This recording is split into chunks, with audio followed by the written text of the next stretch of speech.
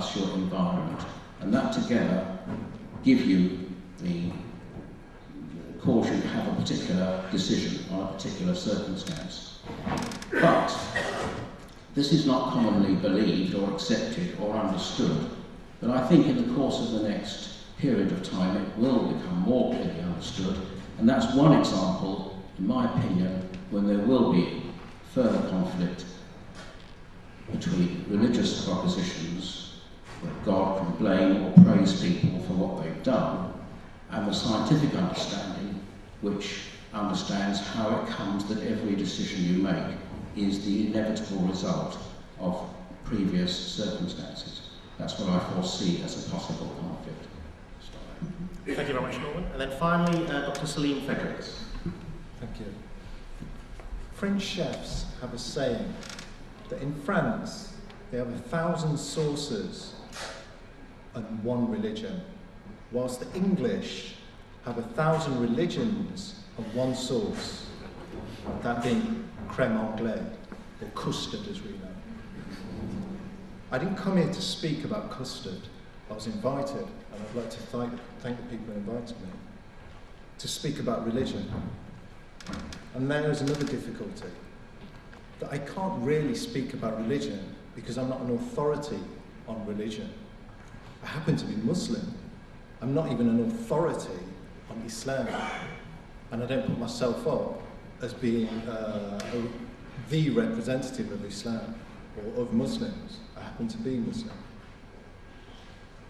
Also, I was invited, I assume, because I'm a scientist, a practicing scientist. Similarly, I can't claim to be representative of all scientists, because scientists are a very heterogeneous bunch. And the reason for this heterogeneity is because of science itself. In the English language, in the 20th and 21st century, science is referred to as science. But in most European languages, whether Romance or Germanic, it's normally referred to as the sciences. And there's a big difference between the sciences and this modern understanding of science. We should understand, as with French cuisine, as with religion, there are many blends and many flavours and many sources within this scientific community. There are many approaches, and we've already heard reference to the scientific method, which in itself is something that really should be explored further. We haven't really got time in this introduction.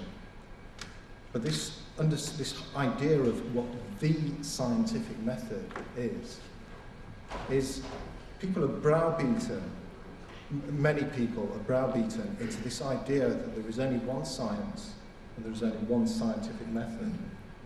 And that this method has the monopoly of all objective observation of the world.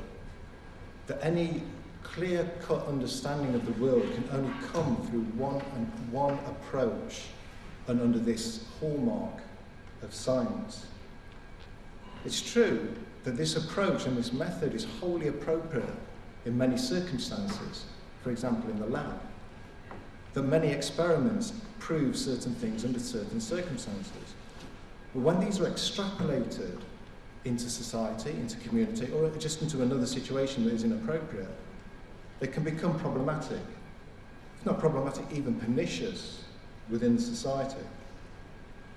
I don't want to go through too many examples, but just one quickly that was topical in the news was the proven fact, the objective fact, based on statistics, based on p-values, small p-values, that the number of science awarded Nobel Prize winners from the US is 27% from one particular racial group, the Ashkenazi Jews. That the IQ of the Ashkenazi Jews are much higher than all other races. This is fact. This is scientifically proved, and the statistics are there based on p-values. The Ashkenazi Jews are more intelligent, if you take the IQ as an indicator of intelligence, than all other races. However, a paper that was published last year extended this discussion a little further and put